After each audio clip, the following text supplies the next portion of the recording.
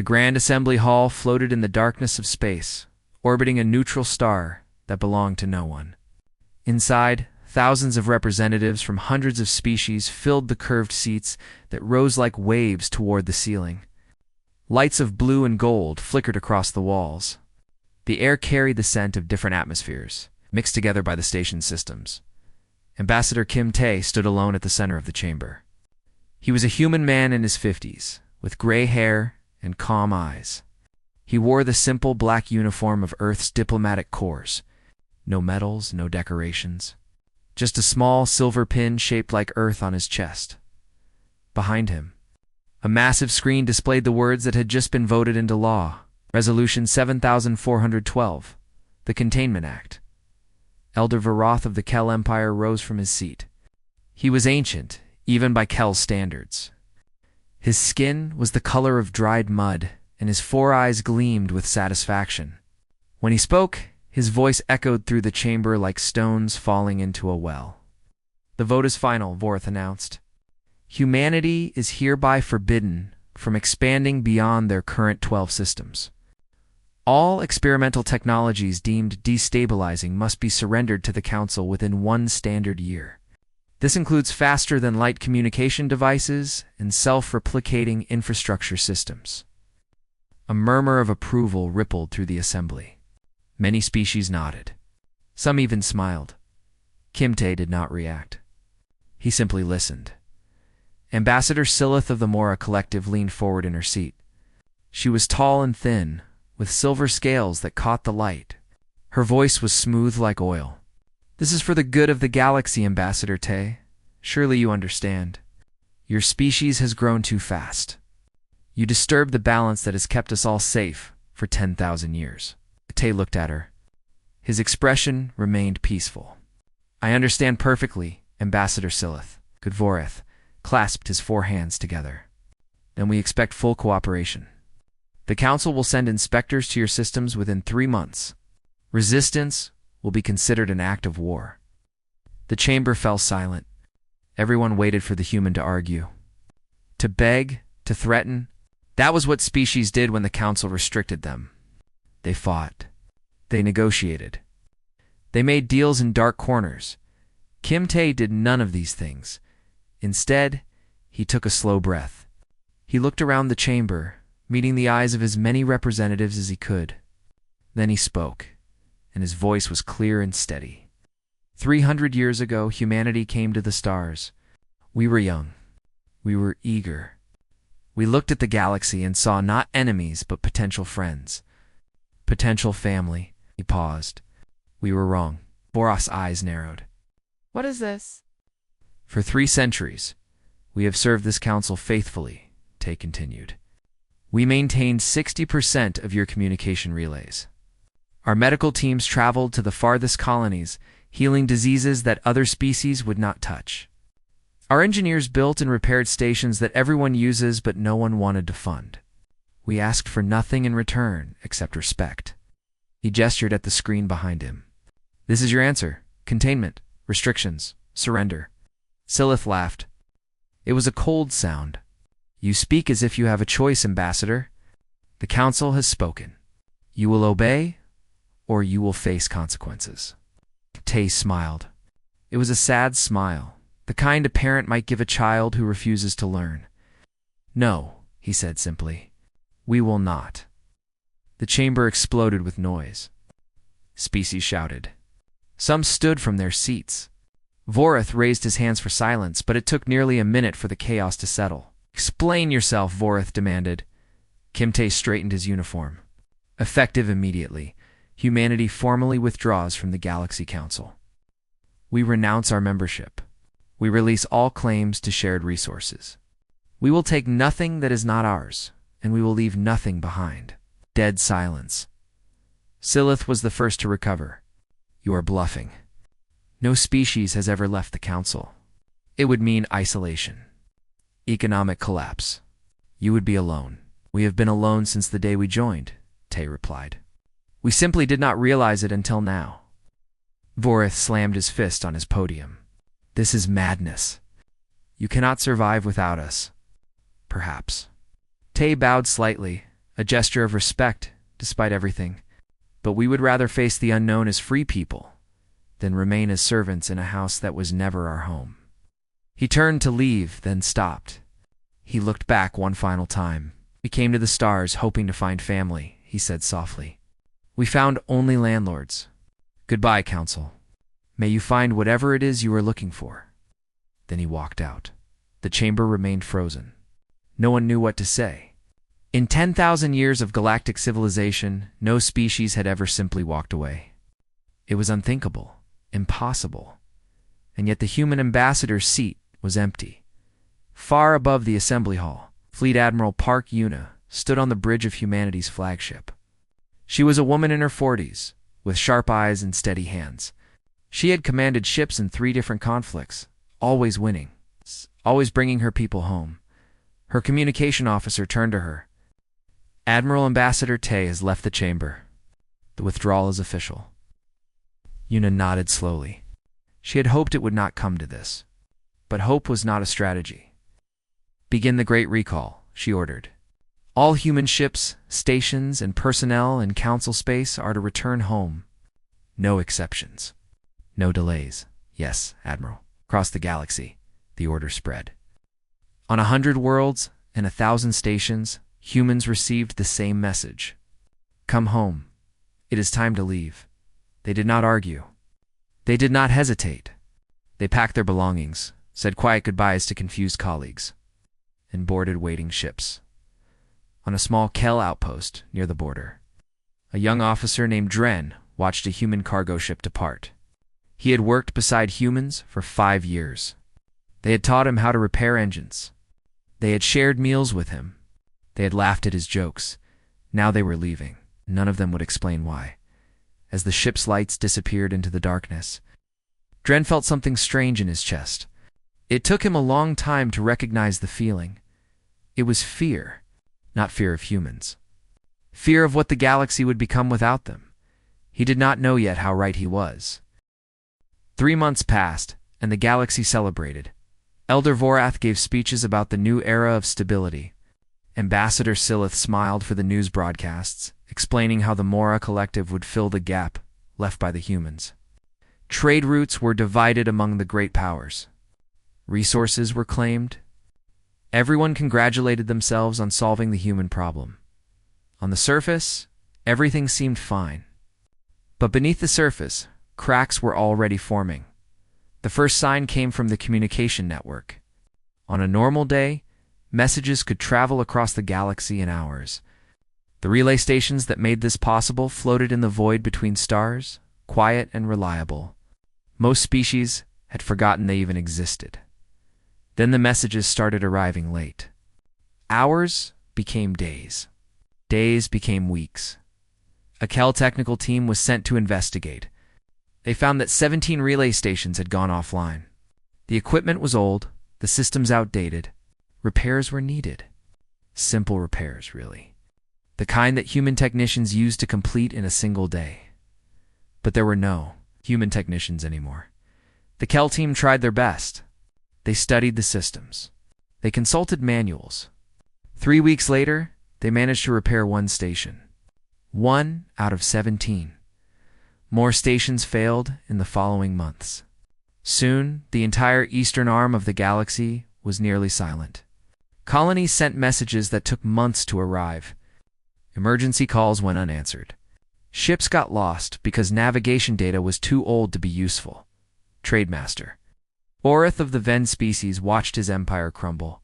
He was a merchant, born into a family of merchants, trained from birth to move goods across the stars.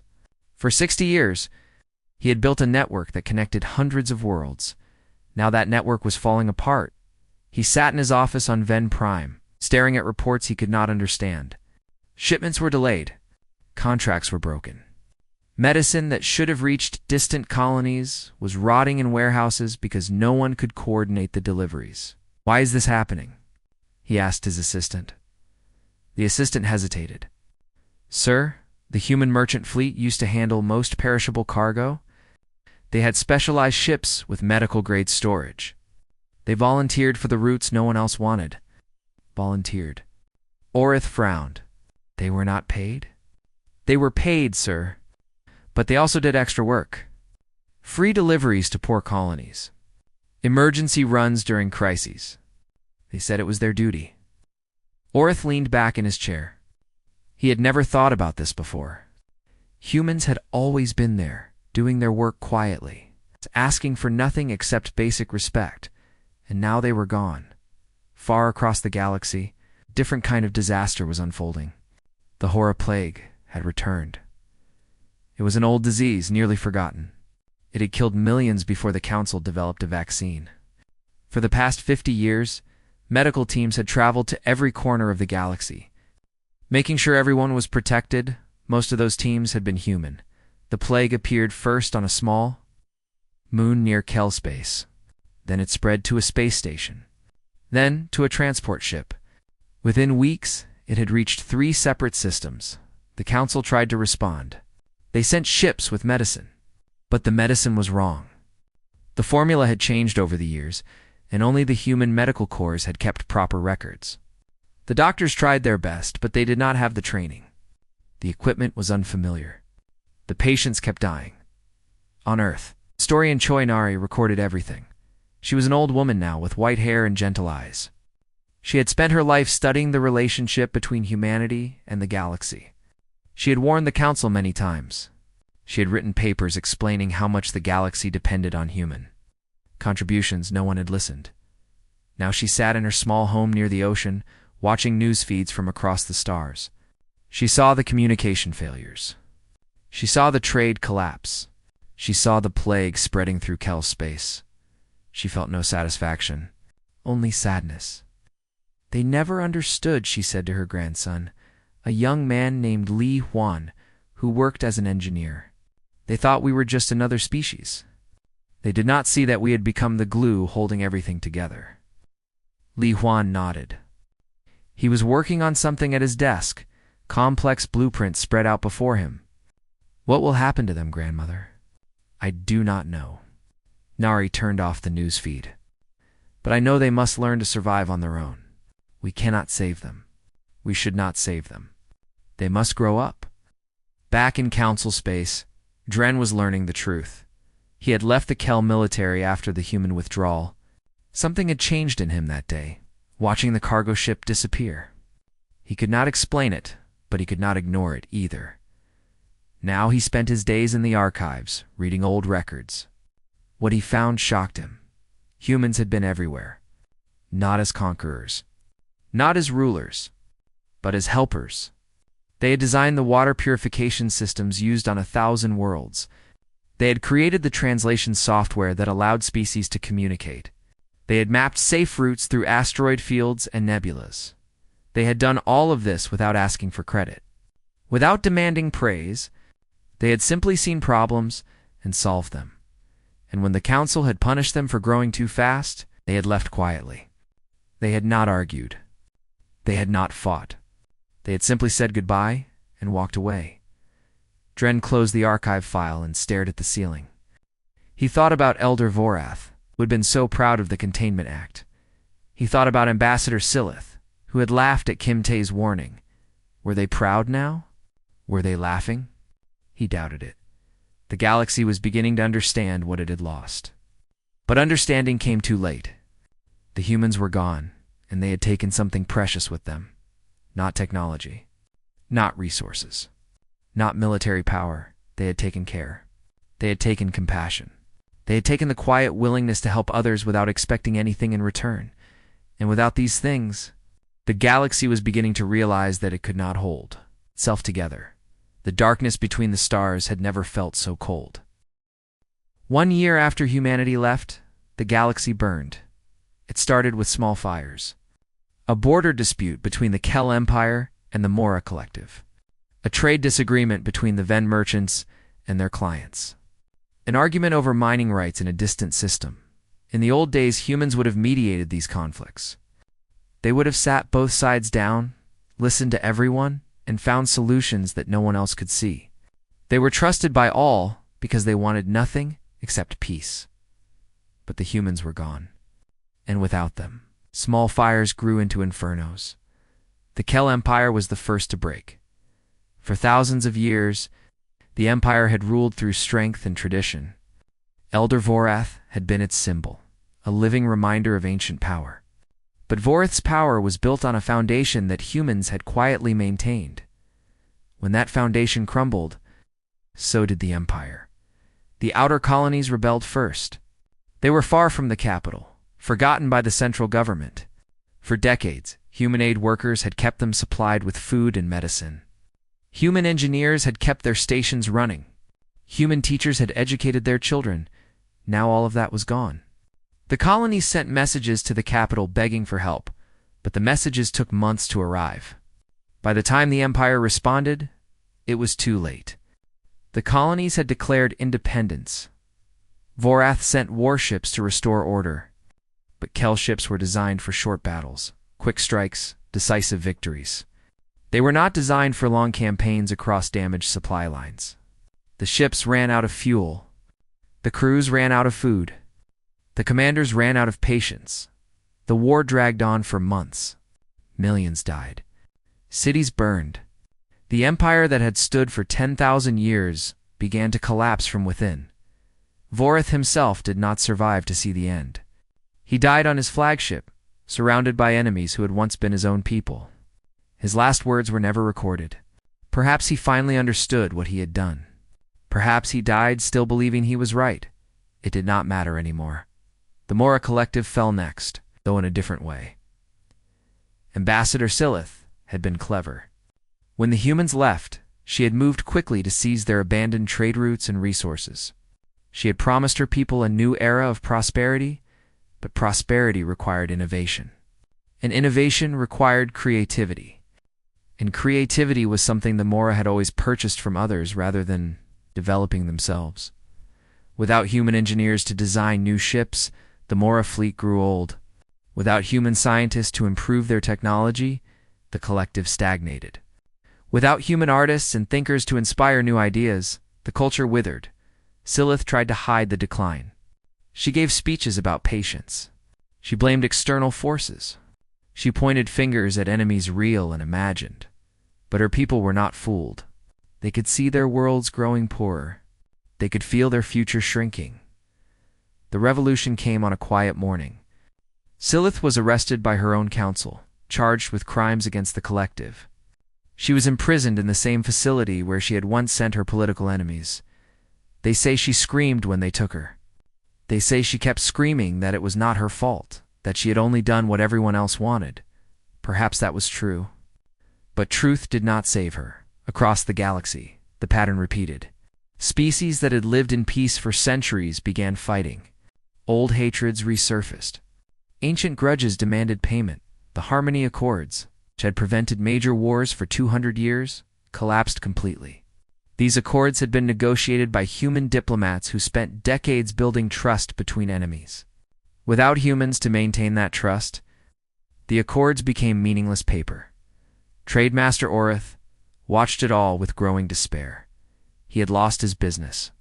His network had collapsed months ago. Now he spent his days trying to help refugees fleeing the various wars. It was not enough. It was never enough. One evening, he sat alone in his ruined office, surrounded by broken screens and empty chairs. He thought about the humans he had known over the years. They had always been so strange, so eager to help, so quick to forgive. He had never appreciated them. He had taken their kindness for granted, assuming it would always be there. Now he understood. Kindness was not guaranteed. Compassion was not automatic. These things had to be chosen every day, by people who cared enough to choose them. The humans had made that choice for 300 years, and the galaxy had repaid them with contempt. On Earth, Fleet Admiral Park Eunice stood on a balcony overlooking the Pacific Ocean. The sun was setting, painting the water in shades of gold and red. It was peaceful here, beautiful. Behind her, Captain Han Seok waited in respectful silence. He had served under her for 15 years. He had never seen her look so tired. Reports are confirmed, he said quietly. The Kel Empire has fragmented into 17 separate states. The Mora Collective is in civil war. At least 40 other species are involved in active conflicts. Una nodded slowly. Casualties. Billions. The plague alone has killed 500 million across 30 systems. Una closed her eyes. She had known this would happen. Everyone had known. But knowing did not make it easier. We did not want this, she said. We simply wanted to be left alone. To live our lives. To raise our children. To build our future without someone else's boot on our neck. I know, Admiral, they called us children. A bitter smile crossed her face. Children who maintained their stations. Children who healed their sick. Children who kept the peace when no one else would. She opened her eyes and looked at Han Seok. Engineer Li Wan reports that the Andromeda Drive is ready for testing. If it works, we can leave this galaxy entirely. Han Seok straightened. Leave the galaxy, Admiral?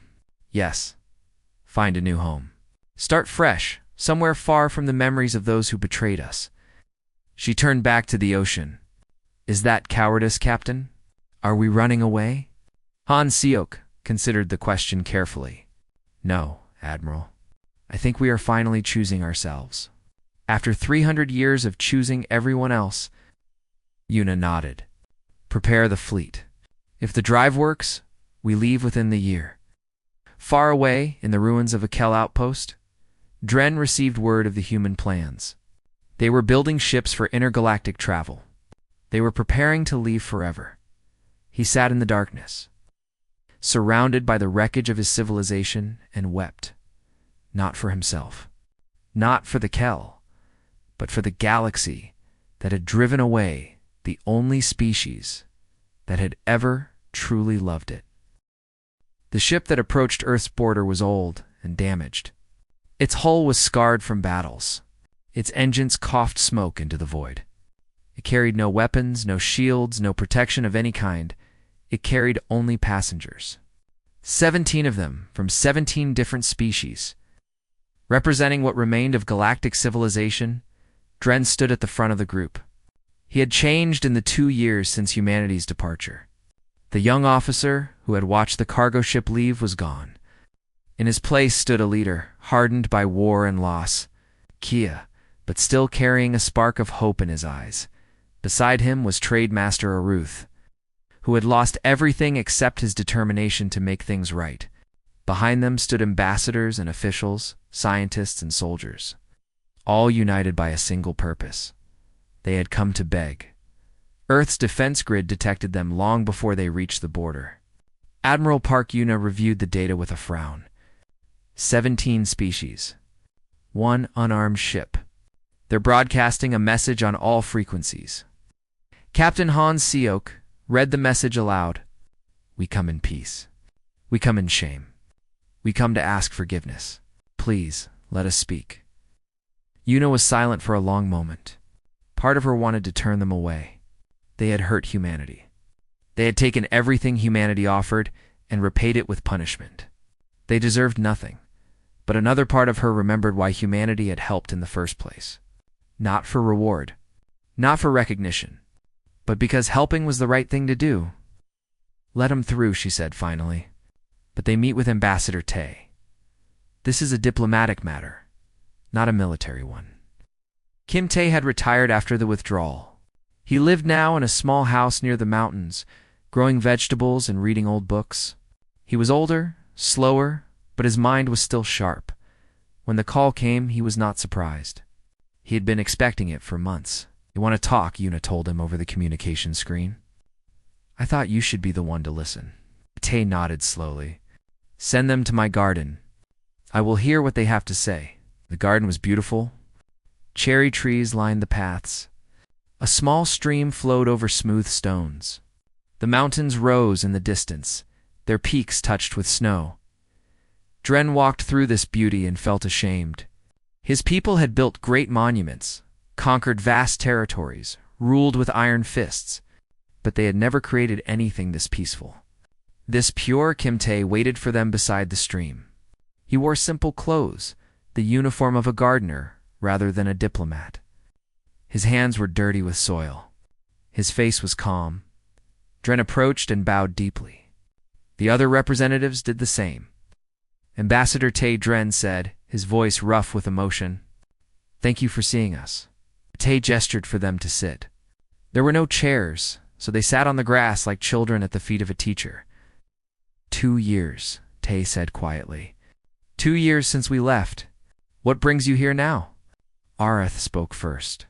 His voice shook. The galaxy is dying, Ambassador. Not the stars, not the planets, but civilization. Everything we built over 10,000 years is falling apart. I know. Tay's voice held no satisfaction. We have watched? Then you know why we are here. Dren leaned forward. We have come to ask you to return, to help us rebuild, to save us. Tay said nothing for a long moment. He looked at each face in turn, seeing the desperation, the shame, the fragile hope. Tell me, he said finally, what happened to Elder Vorath? Dren lowered his eyes. Dead, killed in the civil war he started. Ambassador Silith, imprisoned by her own people. Tay nodded. The ones who called us children. The ones who laughed when we left. They are gone now, yes. Dren's voice was barely a whisper. They were wrong, Ambassador. We were all wrong. He looked up, and there were tears in his eyes. We did not understand. You were not just another species to us. You were not competitors, or servants, or tools. You were the ones who cared. About everything. About everyone. Even when we did not deserve it. He bowed his head again. We punished you for your kindness. We punished you for your strength. And when you left, we realized too late what we had lost. The garden was silent except for the sound of flowing water. Kim Tay closed his eyes. He remembered the grand assembly hall. He remembered the contempt in Voreth's voice. He remembered walking out alone, knowing that humanity would never be welcome in that place again. But he also remembered the human. Medical teams who had healed alien children. The engineers who had worked through the night to keep foreign stations running. The diplomats who had spent years building bridges between enemies. That was who humanity was. Not the warriors. Not the conquerors. The healers. The builders. The bridges, could they abandon that identity even now? He opened his eyes and looked at Dren. We are leaving the galaxy. Our ships are ready. Within months, we will begin the journey to Andromeda. The aliens gasped. Some wept openly. They had known this was possible, but hearing it confirmed was devastating. We will not return to be your servants again, Tay continued. We will not maintain your stations while you mock us. We will not heal your sick while you call us children. Those days are over. Dren nodded, accepting the judgment. We understand. We deserve nothing, perhaps. But someone once told me that the universe is not about what we deserve. It is about what we choose. He turned to look at the mountains. There is someone else you should meet. An old woman walked into the garden. Her white hair was tied back simply. Her eyes were kind but sharp. This was Choinari, the historian who had spent her life studying humanity's relationship with the galaxy. I have a proposal, she said, sitting beside Tay. We call it the knowledge gift. The aliens listened as she explained. Humanity would not stay. They would not return to their old role. But before they left, they would share everything they had created, every technology, every medical advancement, every piece of knowledge they had gathered over 3 centuries. Everything we know will be yours, Nari said. Our archives, our designs, our methods, everything. Areth looked confused. You would give this freely? After everything we did to you? Yes. Nari smiled gently. Because that is who we are. That is who we have always been. But we cannot hold your hand anymore, Tay added. You must learn to care for yourselves. To care for each other. That is the only way you will survive. Dren understood. This was not charity. This was not forgiveness. It was something harder. It was trust. Humanity was trusting the galaxy to grow up, to become better, to learn from its mistakes. We will try, he said, his voice steady despite his tears. We will try to be worthy of this gift. He looked at him for a long moment. Then, slowly, he smiled. That is all we ever wanted to hear. 5 years had passed since humanity left the Galaxy Council. 5 years of change, of pain, of slow healing. And now, at the edge of known space, the greatest fleet ever assembled prepared for a journey that would take them beyond the stars. The ships stretched, crossed the darkness like a river of light. Massive transport vessels carried billions of humans and all the treasures of Earth. Sleek escort ships guarded the flanks. Scientific vessels bristled with sensors and equipment, designed to map the unknown void between galaxies. At the front of the fleet floated the Dawn Horizon, humanity's flagship. Captain Han Seok stood on its bridge, watching the final preparations through the main viewport. Behind him, his crew worked in focused silence. Ow. All ships report ready, Captain, his first officer announced. We await the Admiral's order. Han Seok nodded. They had been waiting for this moment for 3 years. Ever since Engineer Li Wan had successfully tested the Andromeda drive, humanity had been preparing for the Great Migration. Every human who wished to leave had been given a place on the fleet. Every piece of human history had been carefully preserved. They were taking everything with them. Everything except the memories of those who had driven them away. Admiral. Park Yuna sat in the command center aboard the fleet's central station. She was older now, her hair fully gray, but her eyes were as sharp as ever. Screens surrounded her, showing feeds from every ship in the fleet. She had led humanity's military for 2 decades. She had fought battles, negotiated surrenders, protected her people from threats beyond counting. But this would be her final command. After the migration was complete, she would retire. There would be no more need for admirals in the new galaxy, at least. She hoped there would not. Her communication officer spoke. Admiral, we have a message from Earth. Ambassador Tay and historian Nari are aboard Transport 7. They send their regards. Yuna smiled. She was glad Tay had chosen to come. He had earned this journey more than anyone, on Transport 7. Kimte stood at an observation window watching the fleet come together. Beside him, Choi Nari sat in a comfortable chair, her ancient hands wrapped around a cup of tea. Beautiful, is it not? Tay said softly. Nari nodded. 300 years of human achievement gathered in one place. All our hopes. All our dreams. Ready to begin again? Do you regret it? Tay asked. Leaving the galaxy behind. Nari was silent for a moment. I regret what could have been. I regret the friendship we never had. The partnership we never built. She sipped her tea. But I do not regret this choice. We gave them everything we could. Now they must find their own way. Tay turned to look at her. Do you think they will succeed? I do not know. Nari smiled, the wrinkles around her eyes deepening. But I hope so. I have always hoped so. Across the galaxy, trillions of beings gathered to watch.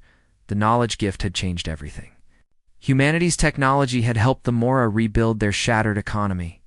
Human medical knowledge had finally conquered the Horror Plague.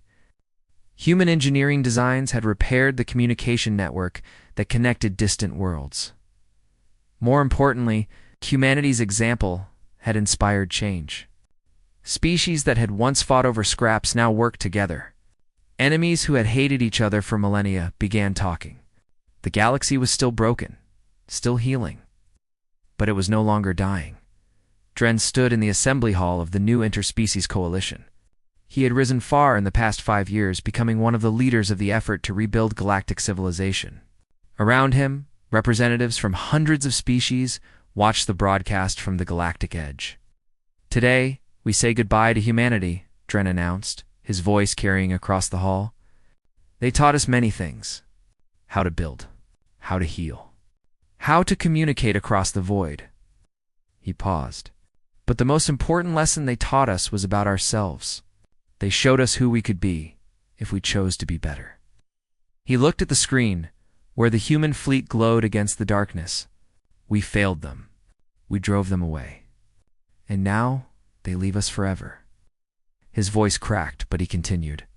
Let us honor their memory by becoming worthy of the gifts they gave us. Let us build a galaxy they would have been proud to call home. The assembly fell silent. On every world and every station, beings of countless species watched and remembered. On the dawn horizon, Captain Han Seok received the final confirmation. All ships ready, Captain? The Admiral is waiting for your signal. Han Seok took a deep breath. He thought about Earth, now empty of humans. He thought about the centuries his species had spent trying to find their place among the stars. He thought about the rejection, the pain, the long journey that had brought them to this moment. Then he thought about what lay ahead. A new galaxy, a new beginning, a chance to build something beautiful without the weight of old sorrows. Signal the Admiral, he said. We are ready. Admiral Yuna received the message and stood. This was it. The moment humanity had been building toward for 5 years. The moment they stepped beyond everything they had ever known, she opened a fleet-wide channel. Her voice reached every ship, every human in the vast armada. This is Admiral Park Yuna. 5 years ago, we left the Galaxy Council. We did not leave in anger. We did not leave in hatred. We left because we were tired. Tired of being punished for helping. Tired of being called children while we held the galaxy together. She paused, letting her words settle. Today we leave this galaxy forever. We go to find a new home, a place where we can grow and dream and build without limits. Some will say we are running away. Some will say we are abandoning those who need us. Her voice hardened. They are wrong. We are not running. We are choosing. Choosing our own future. Choosing our own destiny. For the first time in 300 years, we are choosing ourselves. She looked at the screens showing the fleet, the countless ships carrying humanity's future. Activate the Andromeda drive. Take us home. Across the fleet, engines hummed to life. The Andromeda drives Li Huan's masterpiece. The technology that would carry humanity across the void began to glow with soft blue light.